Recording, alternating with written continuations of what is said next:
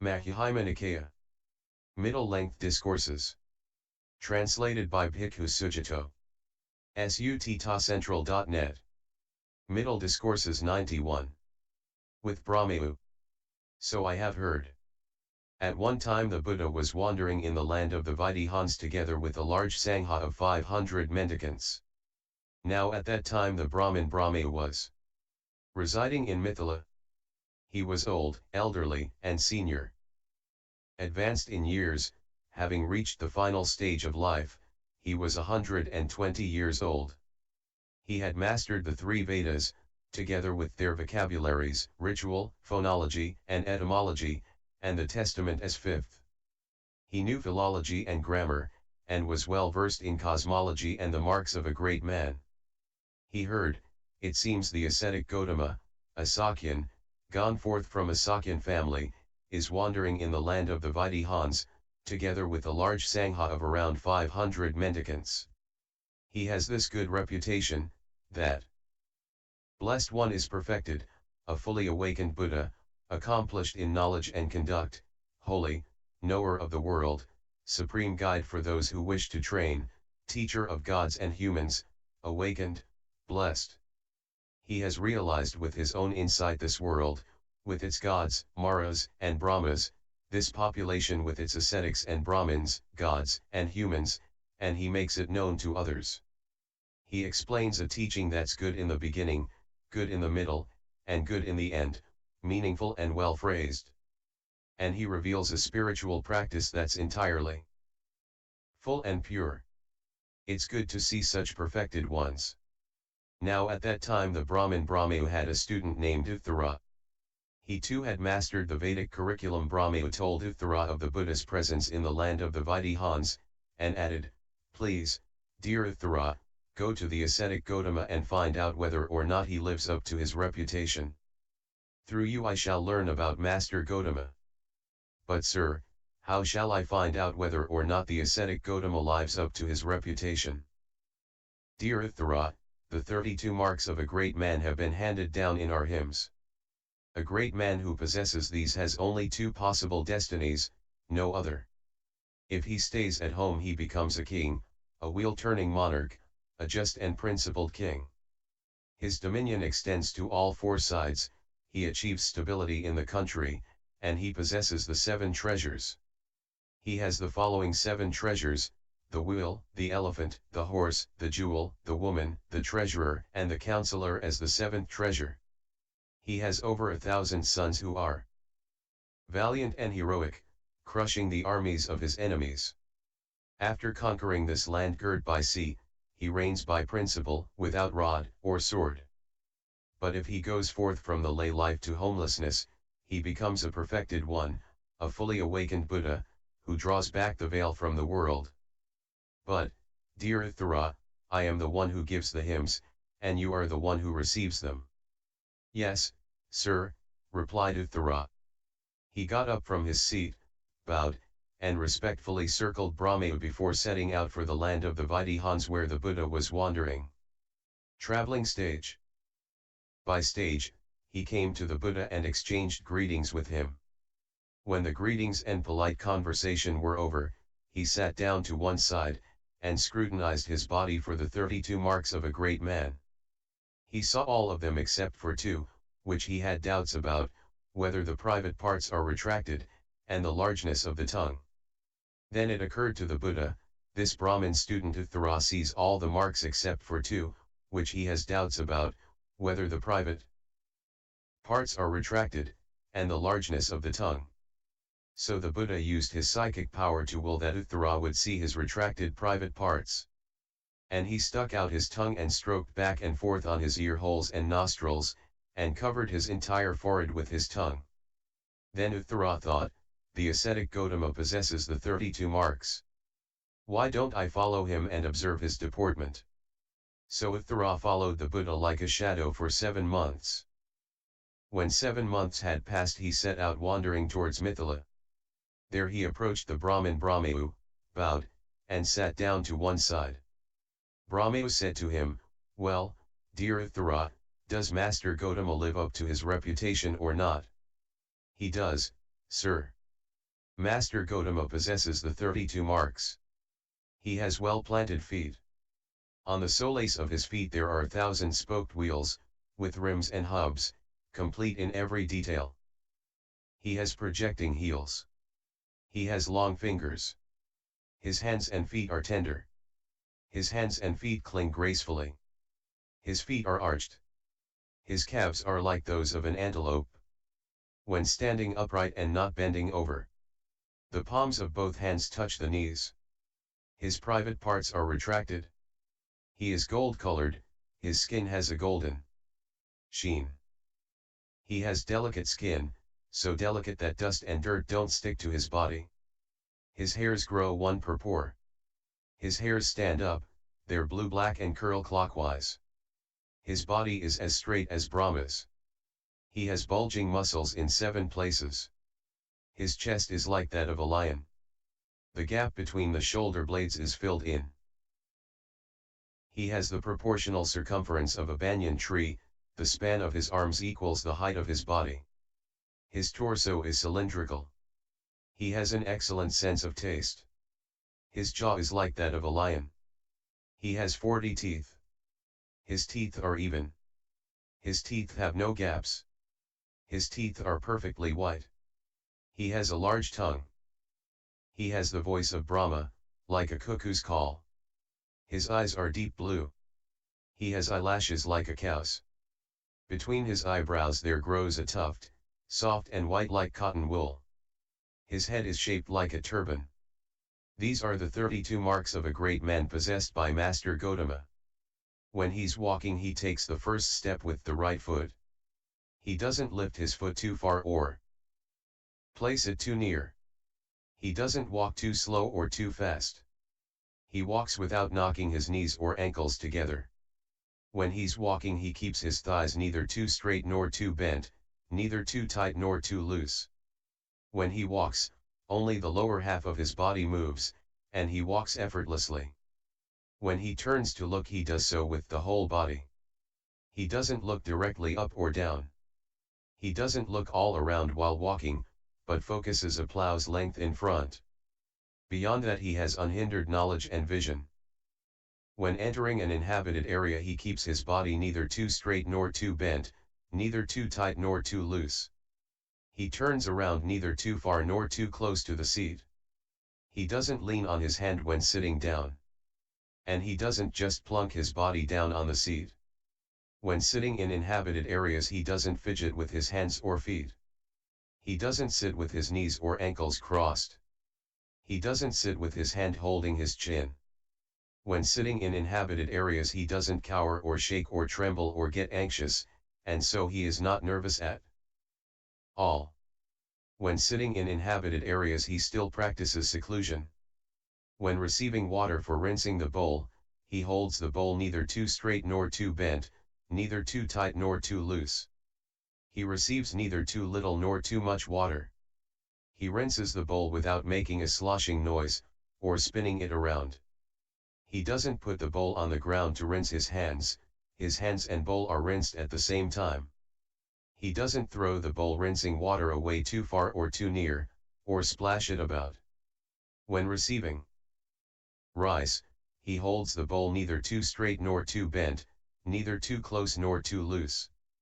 He receives neither too little nor too much rice. He eats sauce in a moderate proportion, and doesn't spend too much time saucing his portions. He chews over each portion 2 or 3 times before swallowing. But no grain of rice enters his body unchanged, and none remain in his mouth. Only then does he raise another portion to his lips. He eats experiencing the taste, but without experiencing greed for the taste. He eats food thinking of 8 reasons, not for fun, indulgence, adornment, or decoration, but only to sustain this body, to avoid harm, and to support spiritual practice.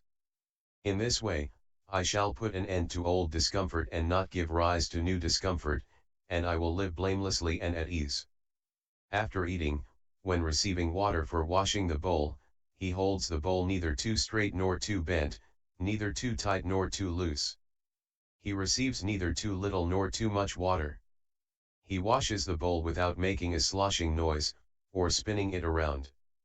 He doesn't put the bowl on the ground to wash his hands and bowl are washed at the same time. He doesn't throw the bowl washing water away too far or too near, or splash it about. After eating he doesn't put the bowl on the ground too far away or too close. He's not careless with his bowl, nor does he spend too much time on it. After eating he sits for a while in silence, but doesn't wait too long to give the verses of appreciation. After eating he expresses appreciation without criticizing the meal or expecting another one. Invariably, he educates, encourages, fires up, and inspires that assembly with the Dhamma talk. Then he gets up from his seat and leaves. He walks neither too fast nor too slow, without wanting to get out of there. He wears his robe on his body neither too high nor too low, neither too tight nor too loose. The wind doesn't blow his robe off his body. And dust and dirt don't stick to his body. When he has gone to the monastery he sits on a seat spread out and washes his feet. But he doesn't waste time with pedicures. When he has washed his feet, he sits down cross-legged, with his body straight, and establishes mindfulness right there. He has no intention to hurt himself, hurt others, or hurt both. He only wishes for the welfare of himself, of others, of both, and of the whole world. In the monastery when he teaches Dhamma to an assembly, he neither flatters them nor rebukes them. Invariably, he educates, encourages, fires up, and inspires that assembly with the Dhamma talk. His voice has 8 qualities: it is clear, comprehensible, charming, audible, rounded, undistorted, deep, and resonant. He makes sure his voice is intelligible as far as the assembly goes, but it doesn't extend outside the assembly. And when they've been inspired with the Dhamma talk by Master Gotama they get up from their seats and leave looking back at him alone, and not forgetting their lesson. I have seen Master Gotama walking and standing, entering inhabited areas, and sitting and eating there, sitting silently after eating, and expressing appreciation, going to the monastery, sitting silently there, and teaching Dhamma to an assembly there. Such is Master Gotama, such he is and more than that. When he had spoken, the Brahmin Brahmayu got up from his seat, arranged his robe over one shoulder, knelt on his right knee, raised his joined palms toward the Buddha, and uttered this aphorism 3 times. Homage to that Blessed One, the Perfected One, the fully awakened Buddha. Homage to that Blessed One, the Perfected One, the fully awakened Buddha. Homage to that Blessed One, the Perfected One, the fully awakened Buddha. Hopefully, sometime or other I'll get to meet him, and we can have a discussion. And then the Buddha, traveling stage by stage in the Videhan lands, arrived at Mithila, where he stayed in the Makadeva mango grove. The Brahmins and householders of Mithila heard, it seems the ascetic Gotama, a Sakyan, gone forth from a Sakyan family, has arrived at Mithila, where he is staying in the Makadeva mango grove. He has this good reputation, that blessed one is perfected, a fully awakened Buddha, accomplished in knowledge and conduct, holy, knower of the world, supreme guide for those who wish to train, teacher of gods and humans, awakened, blessed. He has realized with his own insight this world, with its gods, Maras, and Brahmas, this population with its ascetics and Brahmins, gods, and humans, and he makes it known to others. He teaches Dhamma that's good in the beginning, good in the middle, and good in the end, meaningful and well phrased. And he reveals a spiritual practice that's entirely full and pure. It's good to see such perfected ones. Then the Brahmins and householders of Mithila went up to the Buddha. Before sitting down to one side, some bowed, some exchanged greetings and polite conversation, some held up their joined palms toward the Buddha, some announced their name and clan, while some kept silent. The Brahmin Brahmayu also heard that the Buddha had arrived. So he went to the Makadeva mango grove together with several disciples. Not far from the grove he thought, it wouldn't be appropriate for me to go to see the ascetic Gotama without first letting him know. So he addressed one of his students, "Here, student, go to the ascetic Gotama and in my name bow with your head to his feet.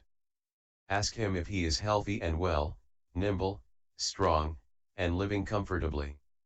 And then say, Master Gotama, the Brahmin Brahmayu is old, elderly, and senior, advanced in years, having reached the final stage of life. He is 120 years old. He has mastered the three Vedas, together with their vocabularies, ritual, phonology, and etymology, and the Testament as fifth. He knows philology and grammar, and is well versed in cosmology and the marks of a great man. Of all the Brahmins and householders residing in Mithila, Brahmayu is said to be the foremost in wealth, hymns, lifespan, and fame. He wants to see Master Gotama." "Yes, sir," that student replied. He did as he was asked, and the Buddha said, "Please, student, let Brahmayu come when he's ready." The student went back to Brahmayu and said to him, "Your request for an audience with the ascetic Gotama has been granted. Please go at your convenience." Then the Brahmin Brahmayu went up to the Buddha. The assembly saw him coming off in the distance, and made way for him, as he was well known and famous.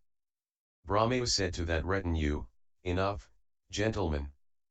Please sit on your own seats. I shall sit here by the ascetic Gotama." Then the Brahmin Brahmayu went up to the Buddha, and exchanged greetings with him.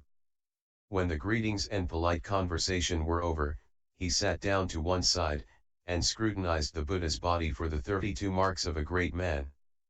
He saw all of them except for two, which he had doubts about, whether the private parts are retracted, and the largeness of the tongue. Then Brahmayu addressed the Buddha in verse. "I have learned of the 32 marks of a great man. There are two that I don't see. On the body of the ascetic Gotama. Are the private parts retracted? O Supreme Person? Though called by a word of the feminine gender, perhaps your tongue is a manly one? Perhaps your tongue is large, as we have been informed. Please stick it out in its full extent, and so, O hermit, dispel my doubt. For my welfare and benefit in this life, and happiness in the next. And I ask you to grant the opportunity to ask whatever I desire." Then the Buddha thought, Brahmayu sees all the marks except for two, which he has doubts about, whether the private parts are retracted, and the largeness of the tongue. So the Buddha used his psychic power to will that Brahmayu would see his retracted private parts.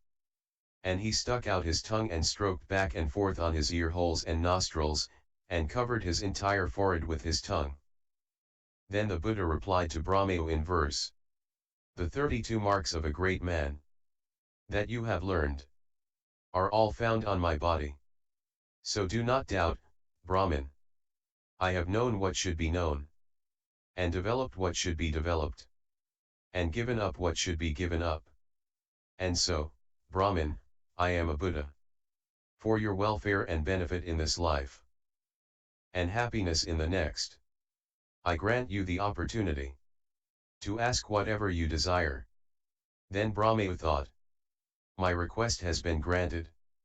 Should I ask him about what is beneficial in this life or the next?" Then he thought, "I'm well versed in the benefits that apply to this life, and others ask me about this. Why don't I ask the ascetic Gotama about the benefit that specifically applies to lives to come?" So Brahmayu addressed the Buddha in verse. "How do you become a Brahmin? And how do you become a knowledge master? How a master of the three knowledges? And how is one called a scholar? How do you become a perfected one? And how a consummate one? How do you become a sage? And how is one declared to be awakened?" Then the Buddha replied to Brahmayu in verse. "One who knows their past lives, and sees heaven and places of loss, and has attained the end of rebirth. That sage has perfect insight. They know their mind is pure, completely freed from greed. They've given up birth and death, and have completed the spiritual journey, gone beyond all things. Such a one is declared to be awakened. When he said this, Brahmayu got up from his seat and arranged his robe on one shoulder. He bowed with his head to the Buddha's feet, caressing them and covering them with kisses, and pronounced his name, I am the Brahmin Brahmayu, Master Gotama. I am the Brahmin Brahmayu. Then that assembly, their minds full of wonder and amazement, thought, it's incredible, it's amazing, that Brahmayu, who is so well known and famous, should show the Buddha such utmost devotion. Then the Buddha said to Brahmayu, Enough, Brahmin. Get up, and sit in your own seat, since your mind has such confidence in me. So Brahmayu got up and sat in his own seat. Then the Buddha taught him step by step, with a talk on giving, ethical conduct, and heaven. He explained the drawbacks of sensual pleasures, so sordid and corrupt, and the benefit of renunciation. And when the Buddha knew that Brahmayu's mind was ready, pliable, rid of hindrances, joyful, and confident, he explained the special teaching of the Buddhas, suffering, its origin, its cessation, and the path. Just as a clean cloth rid of stains would properly absorb dye, in that very seat the stainless, immaculate vision of the Dhamma arose in the Brahmin Brahmayu. Everything that has a beginning has an end. Then Brahmayu saw, attained, understood, and fathomed the Dhamma. He went beyond doubt, got rid of indecision, and became self-assured and independent of others regarding the teacher's instructions. He said to the Buddha, Excellent, Master Gotama. Excellent. As if he were righting the overturned, or revealing the hidden, or pointing out the path to the lost, or lighting a lamp in the dark so people with good eyes can see what's there. Master Gotama has made the teaching clear in many ways. I go for refuge to Master Gotama, to the teaching, and to the mendicant Sangha. From this day forth, may Master Gotama remember me as a lay follower who has gone for refuge for life. Would you and the mendicant Sangha please accept a meal from me tomorrow? The Buddha consented in silence. Then, knowing that the Buddha had consented, Brahmayu got up from his seat, bowed, and respectfully circled the Buddha, keeping him on his right, before leaving. And when the night had passed, Brahmayu had a variety of delicious foods prepared in his own home. Then he had the Buddha informed of the time, saying, It's time, Master Gotama, the meal is ready. Then the Buddha robed up in the morning and, taking his bowl and robe, went to the home of the Brahmin Brahmayu, where he sat on the seat spread out, together with the Sangha of mendicants. Brahmayu served and satisfied the mendicant Sangha headed by the Buddha with his own hands with a variety of delicious foods. A week later, the Buddha departed to wander in the Videhan lands. Not long after the Buddha left, Brahmayu passed away. Then several mendicants went up to the Buddha, bowed, sat down to one side, and said to him, Sir, Brahmayu has passed away. Where has he been reborn in his next life? Mendicants, the Brahmin Brahmayu was astute. He practiced in line with the teachings, and did not trouble me about the teachings. With the ending of the 5 lower fetters, he's been reborn spontaneously and will become extinguished there, not liable to return from that world. That is what the Buddha said. Satisfied, the mendicants were happy with what the Buddha said. And MN 91.